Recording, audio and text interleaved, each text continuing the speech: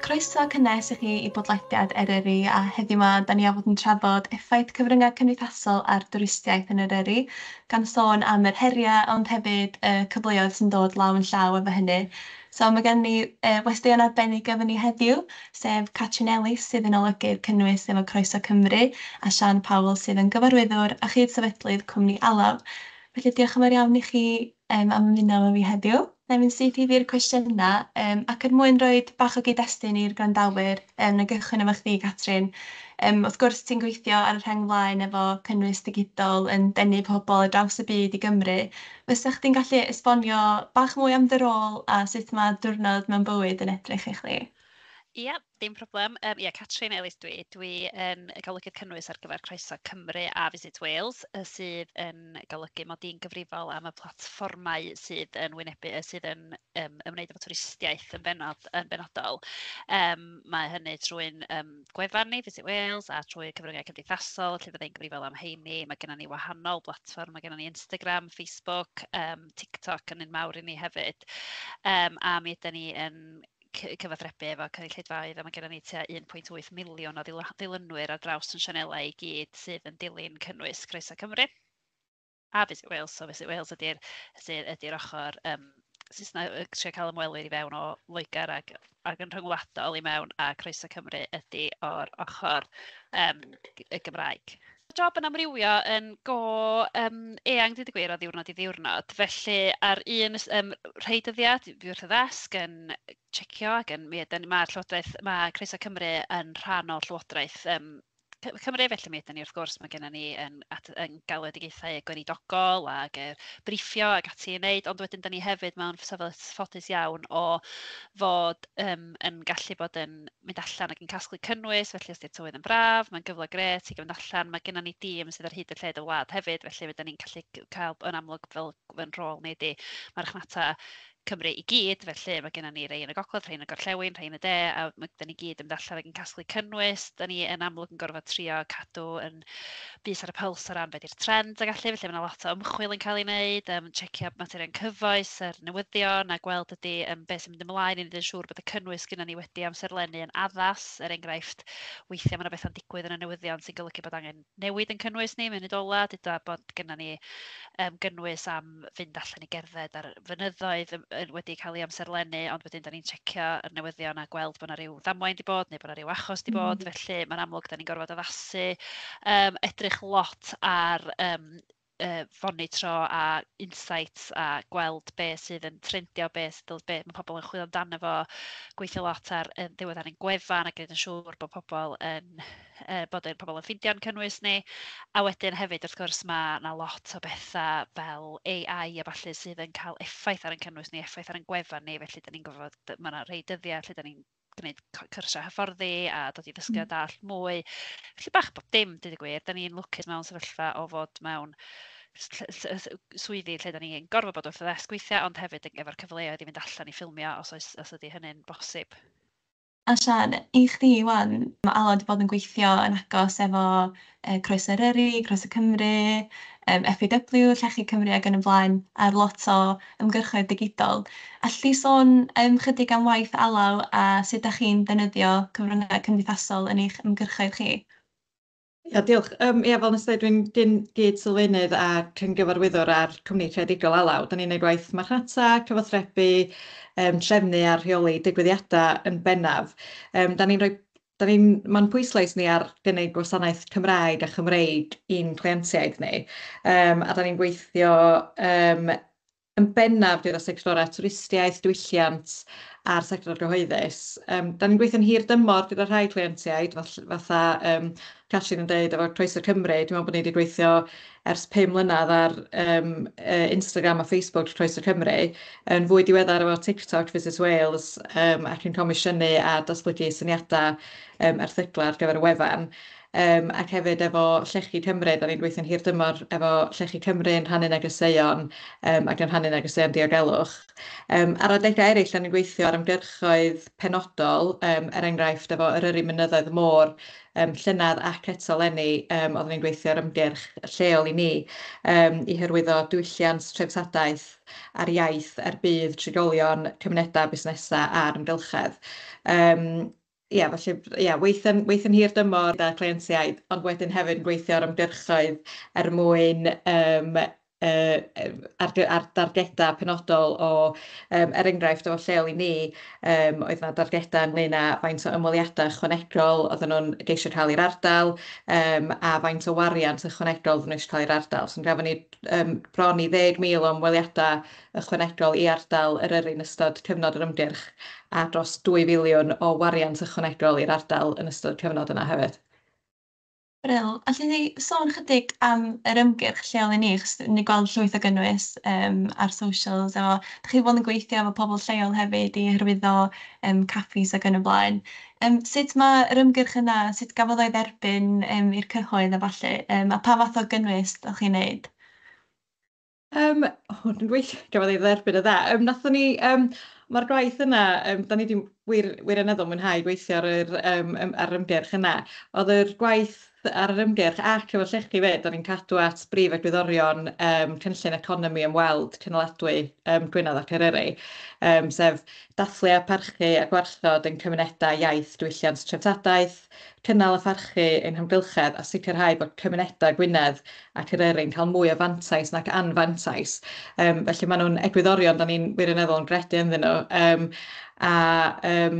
A tu ôl i creu cynnwys deniadol, mae pawb eisiau cynnwys deniadol, ond y cam cyn hynny, dwi'n meddwl, ydy diffinio'r strategaeth a pwrpas y cynnwys a pwy'n union di'r targed, y gynulleidfa darged.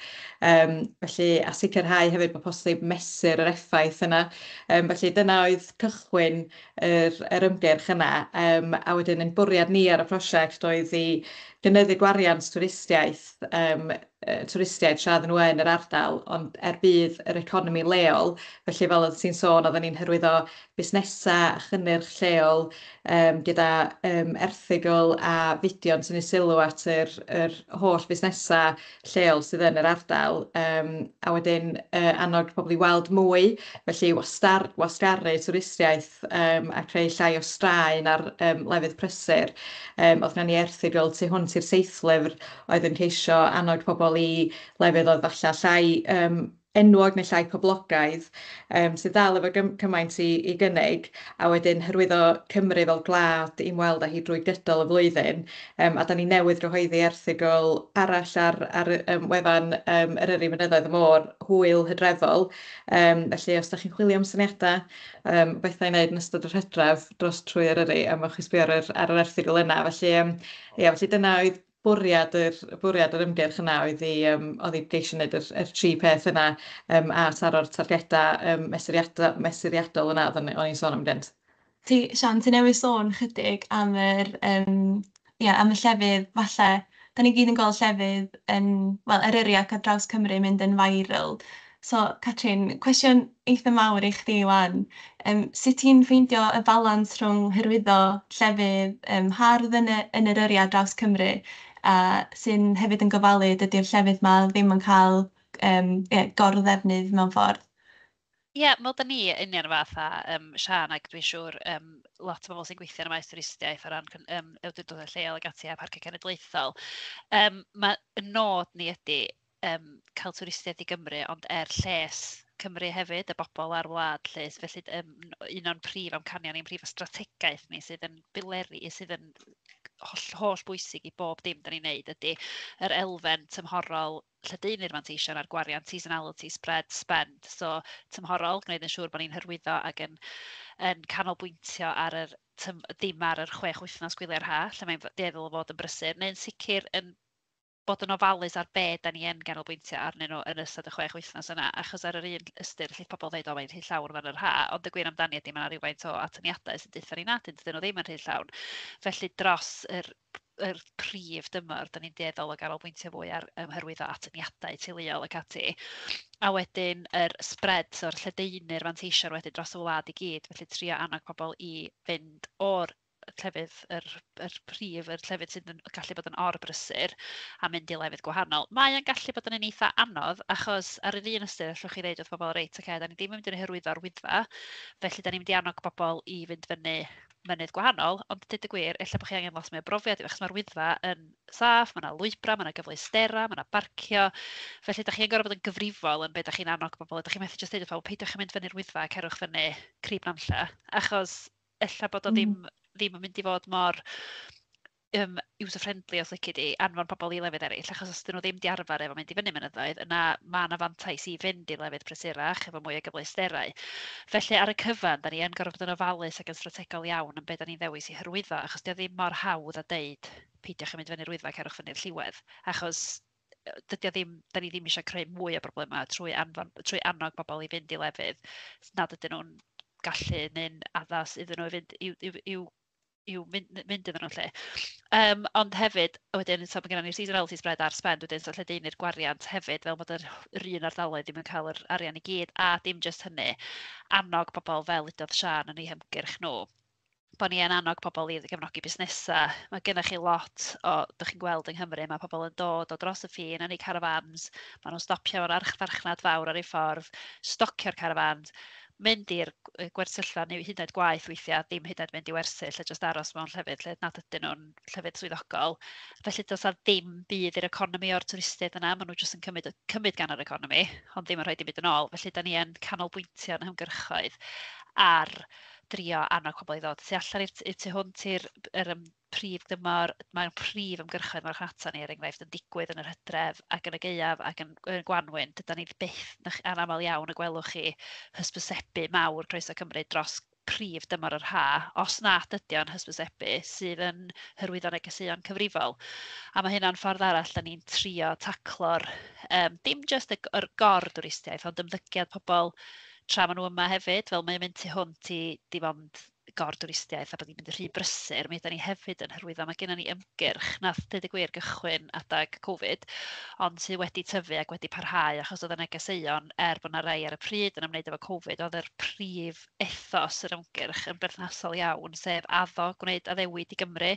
Felly bob prif tymor prysur fel gwylia'r ha neu gwyliau pasg, mi ydyn ni, nwch chi sylwi bod yna ymgyrchoedd efo pres tu ôl yn nhw lle ar social media, yn annog pobl i addo i wneud addewid i ymddwyn yn gyfrifol tra maen nhw yng Nghymru. A mae hynny'n mynd o fynd i ardaloedd distawach, i gefnogi cynnyrch lleol, i beidio gadael sbwriel ar ei ôl, i barchu yr cod cefn gwlad. Mae yna lot fawr o negeseuon ydyn ni'n ddefnyddio fel rhan o'r ymgyrch addo a sydd yn cael ei gwthio trwy'r flwyddyn, ond yn sicr yn cael ei gwthio cyn cyfnodau prysur.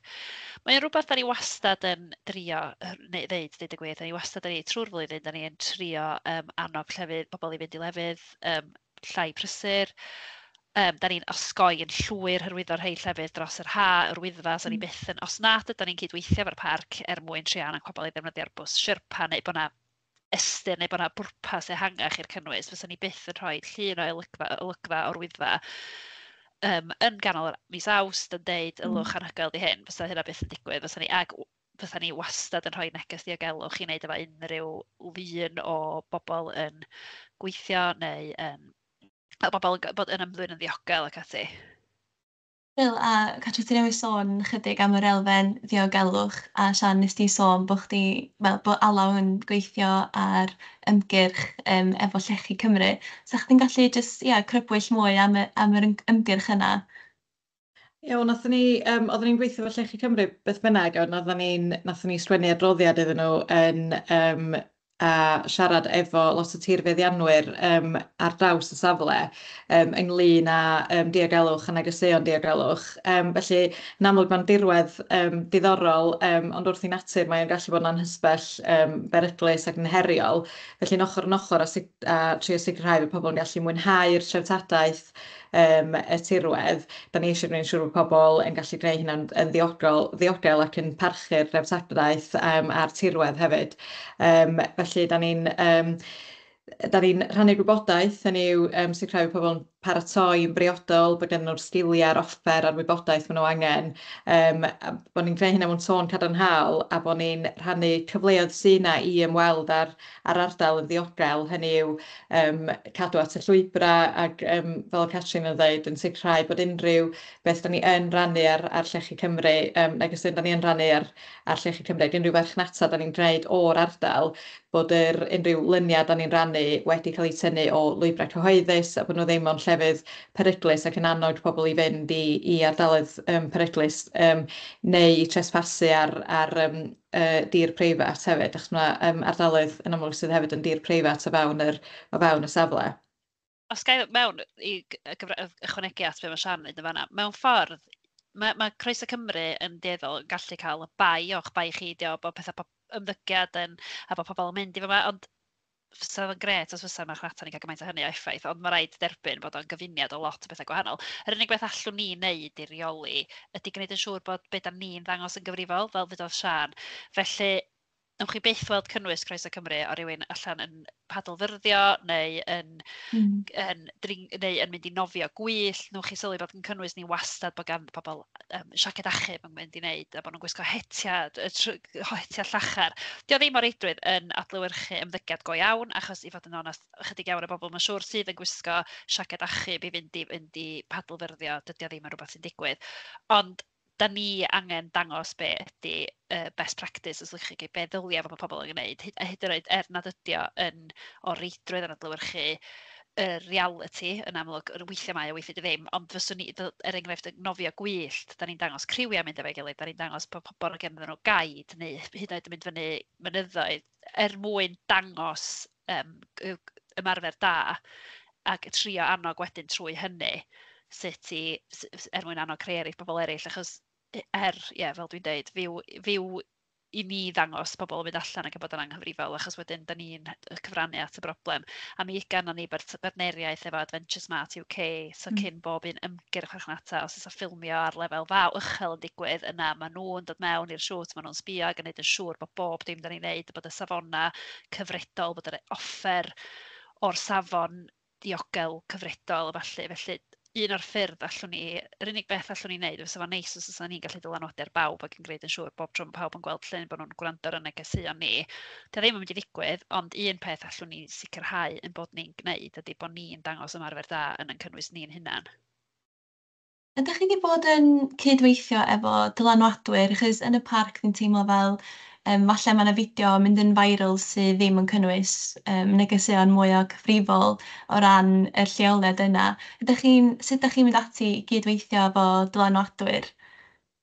Ie, mae hwnna'n fel Catrin yn dweud, allan ni o'n rheoli'r cynnwys da ni'n rhoi allan, a sicrhau bod ni'n dangos best practice a cadw at yr llwybrau neu codi sbwriel ac yn y blaen, ond mewn ffordd mae rhaid i rywun fod yn dilyn yr platforma, yr proffils swyddogol mwyn cael negeseuon hynny. Felly mae yna rôl i ddylanwadwyr, mae'n rôl allweddol wrth ddylanwadu ar bobl sydd ddim yn dilyn y cyfrifon yna, cyfrifon swyddogol, enghraifft, pobl ifanc neu pobl o dramor sydd yn ymweld a Chymru. Bwysig meddwl yn strategol wrth feddwl am pa ddylanwadwyr i weithio efo. Dwi'n gallu meddwl am ddwy esiampl lle da ni wedi mynd a di cychwyn gwneud ymchwil am ddylanwadwyr a di meddwl bod ni wedi dod ar draws yr un perffaith i rannu'r negeseuon, a wedyn wrth dyrchu nôl falle trwy hen gynnwys, da ni'n gweld bod nhw ddim yn cydfynd, bod y gwerthoedd falle ddim yn cydfynd efo'r gwerthoedd yna ni'n sôn am gynt, a enghraifft, efallai bod nhw ddim yn defnyddio enwau lleoedd Cymraeg, neu bod nhw wedi bod i ymweld â ryw rhaeadr, da ni'n gwybod sydd yna ar dir breifat neu sydd yn beryglus mewn rhyw ffordd. Felly, ac bod nhw wedi mynd i dynnu llun, a da ni'n gwybod bod y llun wedi cael ei dynnu o'r rhywle sydd ddim ar lwybr cyhoeddus. Felly, wrth wneud bach fwy o ymchwil, mae angen bod yn andros o ofalus pa ddylanwadwr i weithio efo, a bwysig meddwl yn strategol. mwyn sicrhau bod y negeseuon yna yn cyd-fynd. Ond mae yna rôl iddyn nhw, maen nhw yn gallu lledaenu neges yn bellach a cyrraedd pobl, ond mae jyst angen sicrhau bod yr egwyddorion yna yn cyd-fynd ac yn cydweithu. Swn i'n cytuno efo hynny, fel rhan o'n briff ni fel Croeso Cymru ydi trio cael ymwelwyr o tu mewn i Gymru i deithio Cymru, ond hefyd o tu allan i Gymru i ddod mewn i Gymru. Felly, da ni yn gorfod gweithio efo pobl sy'n creu cynnwys o wahanol lefydd a pobl o wahanol gefndiroedd hefyd. Hyn a hyn allwn ni yn cynnwys ni'n hunan wneud. Mi ydyn ni angen mynd cyrraedd cynulleidfaoedd gwahanol trwy ddefnyddio dylanwadwyr yn un peth. Mae gennym ni enghraifft gyfres ar y channel YouTube ni ar gyfer Cymru sydd jyst yn dilyn pobl o wahanol gefndiroedd, gwahanol ddiddordebau. Mae gennym ni un sydd yn gen lot o gynulleidfa sydd yn gwneud park runs enghraifft dros y wlad i gyd, a mae o dros Brydain i gyd. A mae o, ddothon ni gael foedd o draw i wneud park run yn Llanddwyn a park run yn Penrhyn Gwyr yn y De, a y cynnwys anhygoel, ond yn hollol wahanol i'n steil ni a gynnwys. Ond be da ni'n neud wrth ddod o hyd i'r dylanadwyr yma, os da chi'n neu'r pobl sy'n creu'r cynnwys yma, ydy da ni'n cyfathrebu efo nhw ac yn briffio nhw'n dda o'n gwerthoedd ni cynt, achos da ni ddim yn gallu dim ond gweithio efo Cymru Cymraeg sydd yn gallu deud enw llefydd yn iawn a falle, ond dim dyna di'r pwrpas chwaith. Mae fwy yn neud efo addysgu pobl, felly os da ni wrth briffio'r pobl, da ni'n deud byddwch yn barchus o'r iaith Gymraeg a mwynhewch a dathwch yr iaith Gymraeg, a wedyn pan da chi yn siarad am lefydd o Gymru, plis gwnewch ymdrech i ddefnyddio'r enwau Cymraeg, plis gwnewch ymdrech i gynnwys cerddoriaeth Gymraeg yn eich ffilm. A mae pobl yn falch ac yn hapus o wneud, a mae pobl yn falch ac yn hapus o'i glywed o hefyd. Felly, un rhan o'r gweithio efo dylanwadur ydy briffio nhw'n dda ac sicrhau bod ni'n cyfathrebu beth di'n gwerthoedd ni a sicrhau wrth drefnu lle maen nhw'n mynd i fod yn mynd, bod ni'n wrth gwrs yn osgoi'r llefydd prysur ac ati, a bod ni'n, dwi'n eisiau sôn am Llanddwyn yma na chile arall, da ni ddim yn ystyried hyrwyddo yn ganol yr ha, achos mae lot rhy prysur, felly da ni yn gweithio efo Cyfoeth Naturiol Cymru ac yn sicr yn cadw draw o hyrwyddo fo, ond oedd hwn yn ystod, oedden nhw'n gwneud park run yn ystod Calan Gaea ac oedd y cynnwys yn wych. Ond ia, mae'n ffordd dda, gweithio efo dylanwadur yn ffordd dda o gael negeseuon diogelwch allan mewn ffordd chydig bach yn fwy diddorol weithiau, na jyst ar ddiwedd caption cyn i chi fynd fyny mynyddoedd, cofiwch wisgo'n addas a checio'r tywydd. Mae hyn yn dangos pobl yn mynd, ond yn rhoi y neges a cyfeith cynulleidfa hollol wahanol, ond yn rhoi y negeseuon yna'n naturiol ac yn organig. Felly, da ni yn gwneud yn siŵr bod ni'n briffio nhw'n dda ac wrth rhoi yr cynlluniau iddyn nhw yn dysgu rhywfaint am hanes a iaith ac yn sicrhau bod y negeseuon ni'n cael eu trosglwyddo, ond mewn ffordd hollol wahanol i ffordd y bysyn nhw'n cael eu trosglwyddo gennym ni. Gret, a Sian, da chi wedi bod yn gweithio efo, creu user-generated content ar gyfer yr ymgyrch lleol i ni. Sut brofiad oedd hynna? Oedd hynna o werth i chi fel ymgyrch digidol wedyn? Ie, so nathon ni weithio efo, da ni'n gweithio efo lot o creu'r cynnwys lleol yn ddiweddar o fewn yr ardal hefyd, sydd yn braf hefyd i roi'r y platfform yna iddyn nhw. Ie, ac fel Catrin yn dweud, maen nhw jyst yn gallu rhoi ongl wahanol i'r cynnwys, felly yn hytrach na dod drosodd yn eitha deud wrth bobl be i wneud. Mae'n dangos i bobl be ydi reality yr llefydd yma hefyd, ac yn gynnwys sydd yn seiliedig ar bobl a cysylltiad a straeon go iawn.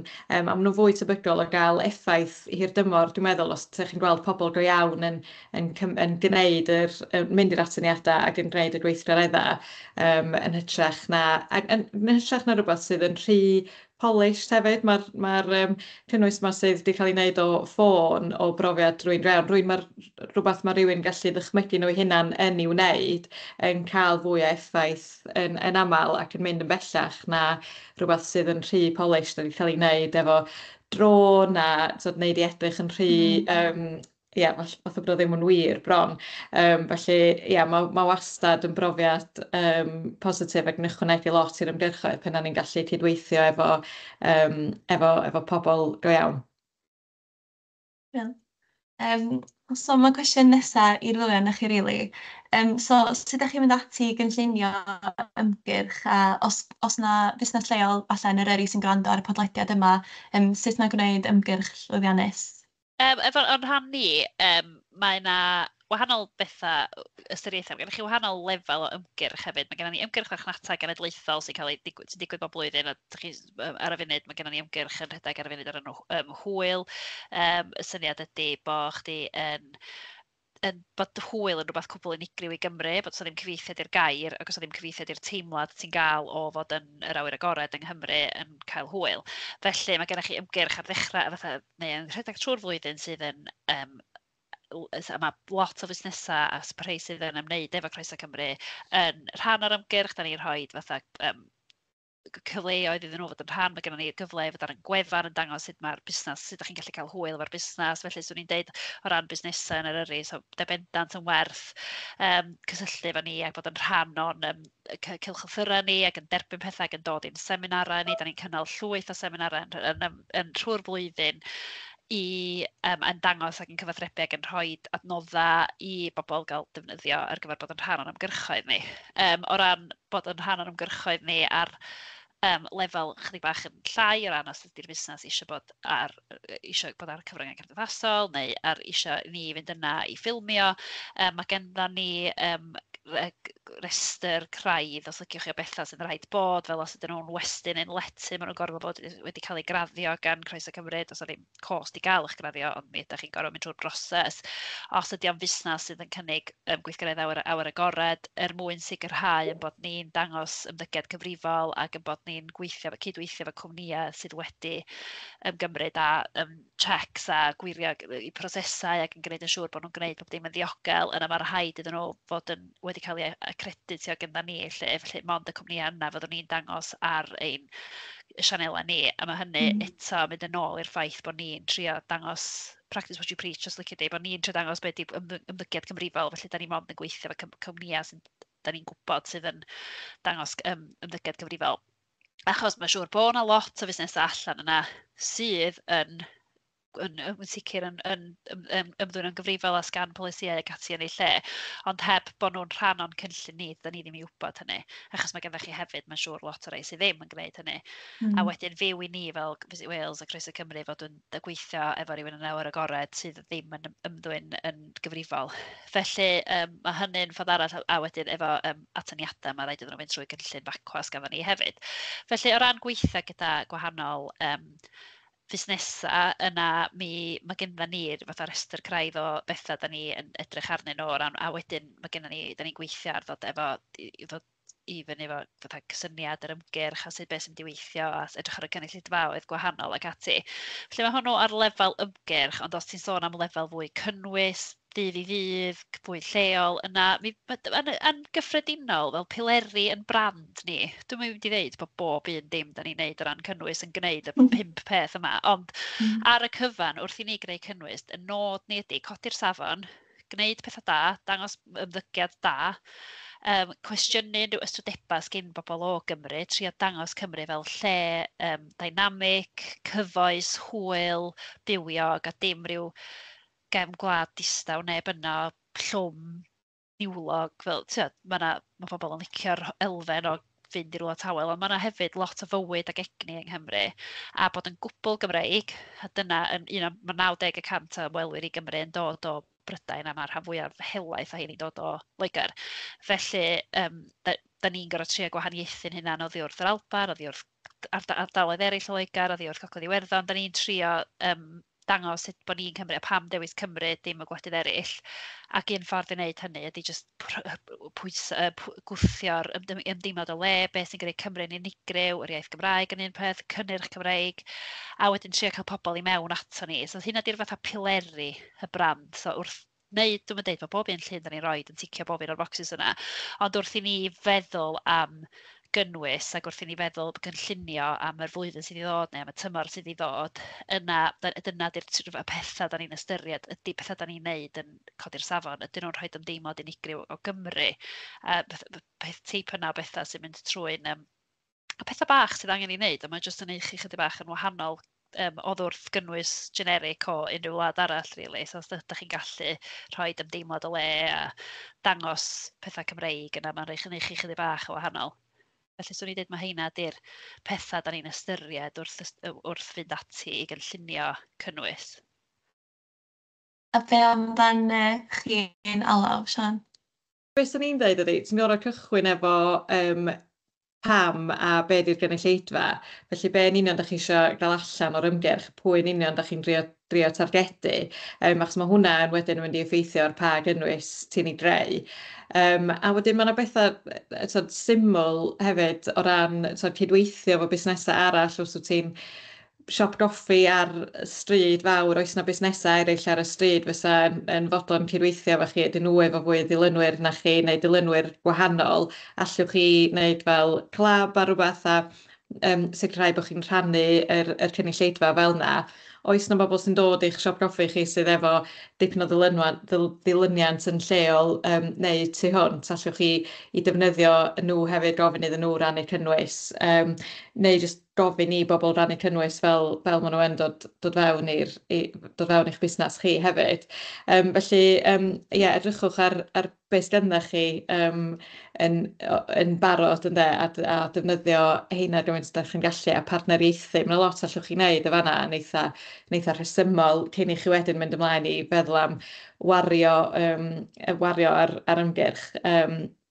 Ar ymgyrch wedyn. A mae cynnwys da, felly, neu siwr os di'ch lluniau a'ch fideos chi o safon da hefyd, mae yna lot allwch chi wneud o fanna os da chi'n gallu codi'ch sgiliau, os yna rhywun ar eich tîm chi sydd yn dda am dynnu lluniau neu wneud fideos i wneud defnydd ohonyn nhw hefyd. Ond mae fod yn gyson hefyd yn bwysig, felly felly os da chi'n cychwyn bod angen dal i fynd hefyd. Ond jyst bosod cychwyn yna fo'r pwrpas a pa gynulleidfa da chi'n drio targedu, achos fe chi'n gwybod wedyn os da chi ar y trywydd iawn neu ddim hefyd. A hefyd, swn i'n dweud bod o'n bwysig i chi feddwl am, dim efallai bod brand yn mynd rhy bell o ran dysgu'n bofyn pawb ddim yn meddwl yn hyn o brand, ond be di'ch gwerthoedd chi, be sy'n bwysig i'ch busnes chi, be sy'n gwneud chi'n wahanol, be sy'n gwneud chi'n unigryw. A fyswn i'n mynd ar ôl a trio gwneud yn siŵr bod y negeseuon yna yn dod yn trwy eich cynnwys chi, a hefyd bod chi'n cydweithio efo partneriaid sydd efo'r un gwerthoedd â chi, neu sy'n cytuno efo'r un peth. A fyswn i'n meddwl bod hynny'n bwysig hefyd, gwneud yn siŵr bod gennych chi negas neu bod gennych chi rhywbeth unigryw amdano chi, a wedyn gwthio'r negeseuon yna yn eich cynnwys ac yn eich partneriaethau, felly. Ie, a mae lot all di wneud efo, os ti efo hynna, os ti efo stoc negeseuon a stoc o luniau da, a stoc o gynnwys da, mae lot allwch chi wneud efo hynny wedyn am gyfnod amser hefyd, felly, ie. So, y cwestiwn yma, cwestiwn i gloi ydy, os yna unrhyw ymgyrch ddwristiaeth rhyngwladol, da chi wedi weld sydd wedi gwneud ymgyrch effeithiol dros y flwyddyn neu ddwy diwetha, neu pryd bynnag? Gennych chi wastad Seland Newydd. Mae Seland Newydd wastad os ydych chi edrych ar y ffordd mae Seland Newydd yn gwneud i ymgyrchoedd marchnata, yna maen nhw yn wastad yn llwyddiannus, a mae gennych chi lot o'r gwledydd Sgandinafia hefyd, maen nhw jyst yn gwneud pethau mewn ffordd, mae ethos y wlad yn dod drosodd yn glir iawn yn ei ymgyrchoedd nhw, dwi'n teimlo. Mae'r Seland Newydd yn dathlu traddodiadau a'r Mawri ac ati yn effeithiol iawn yn ei ymgyrchoedd, so ni wastad yn deud bod hein yn wledydd da i sbio arnyn nhw. Os ti'n sôn am dim o reidrwydd am twristiaeth, ond jyst am ymgyrch sydd wir, neu am gwmni sydd wir yn cyfathrebu gwerthoedd i brand trwy, neu wir yn wahanol ac yn unigryw, fysa rhywun gwmni fatha'r cwmni Dillad Patagonia er enghraifft, maen nhw yn gwmni sydd yn ti'n gwybod beth ydy'r brand yna trwy ymgyrchoedd nhw, fel da ni'n gwybod bod yr prif weithredwr wedi rhoi y cwmni mwyn helpu'r blaned, nath nhw'n gwneud yr ymgyrch enwog Don't Buy This Jacket ar Black Friday mwyn pwysleisio'r neges o bod ddim angen prynu ffasiwn a fast fashion a felly. Felly, swn i'n deud am yr reidrwydd y twristiaeth yr un yna, ond jyst enghraifft o ymgyrch llwyddiannus a cwmni sydd wir yn effeithiol yn cyfathrebu negeseuon. Ond Seland Newydd a'r lot o wledydd Sgandinafia yn aml yn rhai da ar llefydd fatha Gwlad yr Ia ac ati, maen nhw'n gwneud pethau quirky da. Ie, o'n i'n dweud Seland Newydd neu Gwlad yr Ia. Dwi'n meddwl bod Gwlad yr Ia, yr Icelandic Pledge, so pan ti'n dod fewn i'r wlad, ti'n gaddo i wneud yn debyg i ymgyrch addo. Yndi. Ond dwi'n meddwl hefyd yn Gwlad yr Ia maen nhw'n gwneud pethau da, dwi'n meddwl bod ti'n gallu, mae yna rhyw tŵl ti'n gallu ddefnyddio mwyn gweithio allan beth i carbon footprint chdi tra ti yn y wlad, neu ti'n gallu gweld pa mor brysur ydy rwla cyn mynd yna er mwyn meddwl os ti'n mynd i fynd yna neu os ti'n mynd i fynd i rwla arall. Felly mae o'n mynd trwodd wedyn i strategaeth pellach wedyn yn dydi, mae'n mynd ar ymgyrch yn bellach na, Ond na slogan. A mae o'n lot o'i wneud efo, mae o'n mynd tu hwnt i'r marchnata. Felly dy marchnata, dim ond marchnata beth sy'n na. Felly mae e gyd i wneud fwy efo fatha destination management, mae e gyd i wneud efo yr holl leoliad yn gweithio efo'i gilydd. Felly mae'r ochr y product yn cefnogi'r marchnata, neu wedyn mae gen ti mae'r holl beth yn gorfod clicio at ei gilydd, a mae'r profiad ar ôl cyrraedd yn gorfod bod yn un da i ymwelwyr. Felly mae e gyd yn gorfod i weithio efo'i gilydd i fod yn arbennig o llwyddiannus. Swn i'n deud o ran yr ochr destination management ei hun, lle. A dyna sut mae'r gwledydd yma, maen nhw'n gwneud yn dda iawn o hynny. Bryl, diolch yn fawr iawn i chi'ch dwy am eich amser a rhannu'ch profiadau a mewn welediadau heddiw. So, dwi wedi mwynhau gwrando arnoch chi, so diolch am ymuno efo fi. Diolch yn fawr iawn.